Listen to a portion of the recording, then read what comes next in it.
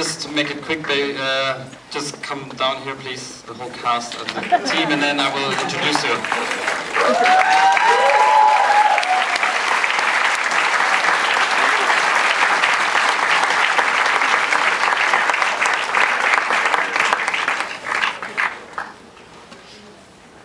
So, the great Tom Schilling.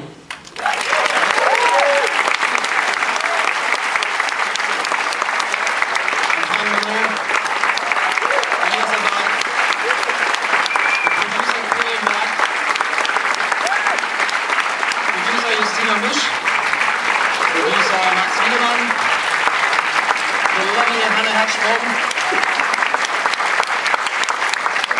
the screenwriter, my wife, and my soulmate, and the co-producer, Stefan Gerber.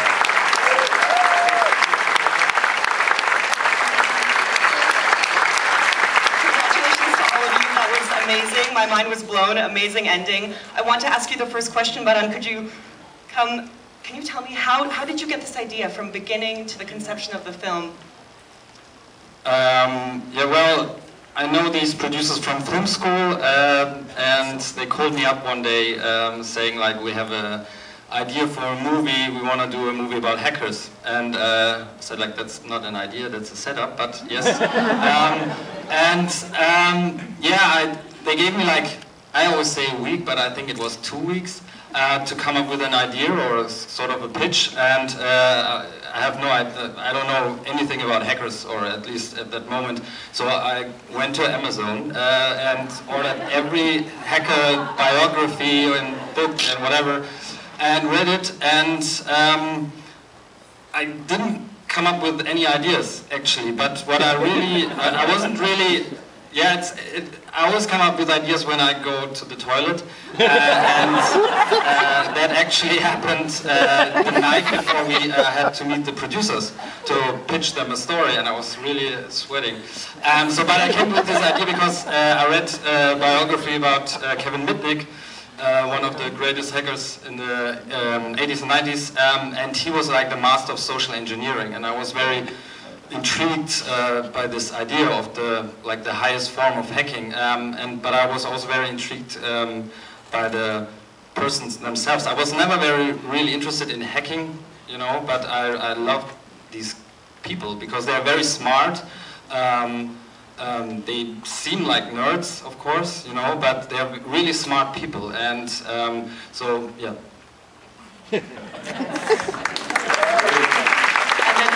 Choose this wonderful cast.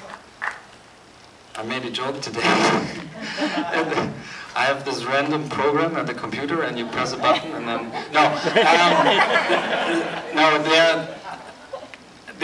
they're like, yeah. For me, it was very important that especially the group Clay, that these 4 characters are totally different to each other, you know, as they are part of Benjamin's personality in a way, you know, the loud Stefan, the paranoid Paul, and the good-looking, charming Max, you know. And actually, I think I'm right that those 4 actors never worked before together in a movie, like yeah, that's right, huh? Yeah. And so, yeah, I just look for the greatest actors right now in Germany, like from the talent, but also like from the contrast, you know, that. I'm sure everyone here would love to hear some of your questions. Please raise your hands up high. I'd love to take a question from the audience. Maybe you have to shout. Or I will keep asking my questions because I have right over here. You talk about the influence. I know you're not supposed to talk about it, but Fight Club. Yeah, the poster. The question is the film influenced by Fight Club? What is Fight Club? Yeah, no, of course. That's why we put the poster as well in his room. That he, yeah, of course. There's one here in the aisle. Yeah, so much of the tech in films that are focused on hacking or computer themed is a real point of failure for the believability of the film. And it seemed like the tech in this film, you know, it didn't jump out at you as being bogus or fake. So I wonder what your consultant process was to get a believable tech world together. The question was about how is the tech world made so believable? For us, well, first of all, I had like, as a director, I think the biggest challenge for me in this movie was like how to show the hacking. Because I hate movies where you see people in front of a laptop and they're just typing stuff and words on a screen and everyone is bored watching it. So that's why we came up with this idea to put it like in this subway and make it more, But we met hackers, we had consultants as well, and for us it was also very important that we they coded basically all the codes you saw on the screen. They are real, like they're not fake, you know. And one day the hacking with the lights where you see we kill animals, he was so proud because he came overnight and said, it's working, it's looking like. For me it was just like numbers and whatever. I was like, great, okay, we use that. Right here at the front. How did you pick the music? It seemed very German. How did you choose the very German music? I live in Berlin, and Berlin is a great city also for music, and that's Boys Noise, who lives in Berlin, but I think he's also known in North America as well, we had also Chemical Brothers, which is not German, and we had Royal Blood, which they are from UK, but yeah, Berlin is, as I said, is very known for electronic music.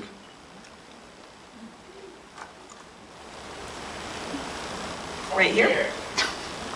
So, at time or budget, what would you have changed towards the end, or any character or any plot line you have added on? Anything that you changed? Now that you've seen the complete film, is there anything that you would like to change? Are you completely satisfied with it?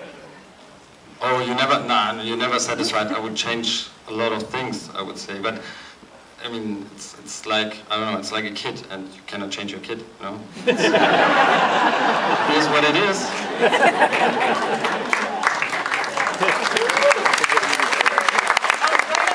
Wearing white. I just wanted to know why you decided to shoot in Canada instead of somewhere else. The question is why you decided to shoot in Canada, but I don't...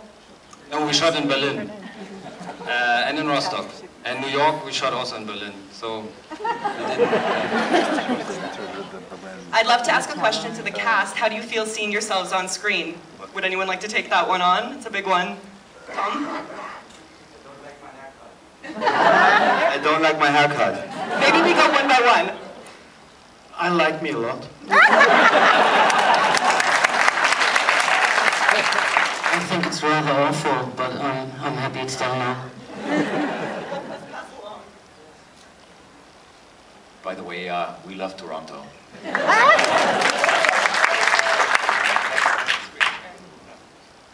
don't have a funny answer.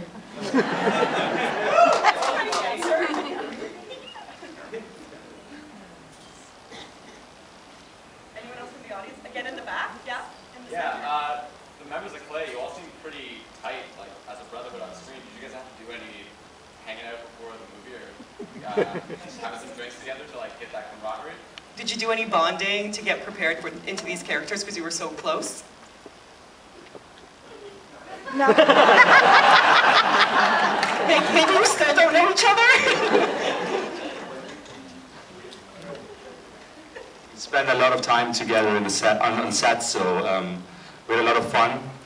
Especially me, him, and Botan, who isn't actually here, unfortunately, but Tom was sometimes he was a bit annoyed because we were laughing all the time and he was really concentrated.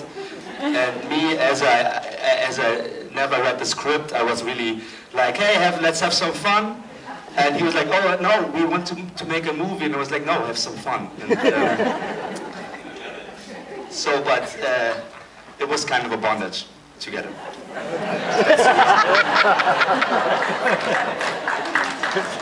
Again, right in the back. Beyond the love story, was it the film in script since the beginning, or do you think it kind of is possible, or that's actually one of the ideas that actually pushed the whole Was the love story in the film from the beginning, or is it something that developed and pushed the story? No, the love story was in it from the beginning. At the end, it's all about love. So it was in it.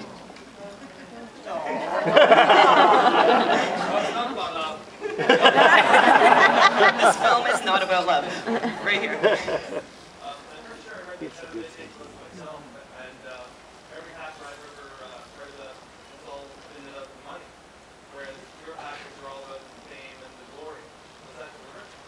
These hackers are not about the money, but about the fame and the glory. Is that deliberate? Yeah, we decided that for them it's about the fame. You know, if you're going into the internet and try to be someone else and using another name and becoming almost like a superhero, it's basically a lot about fame. You know, otherwise you would just hack stuff and steal money.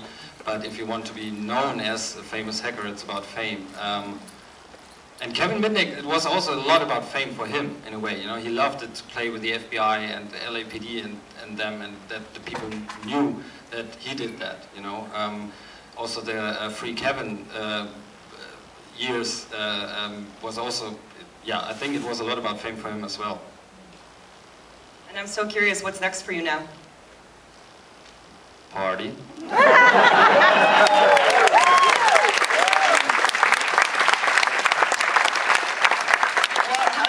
That answer. Everyone, please take your ticket and vote for this film. You can put your ticket stubs in the boxes outside the theater. This film is eligible for the Girls' People's Choice Award, and I think it really deserves it. Thank you so much.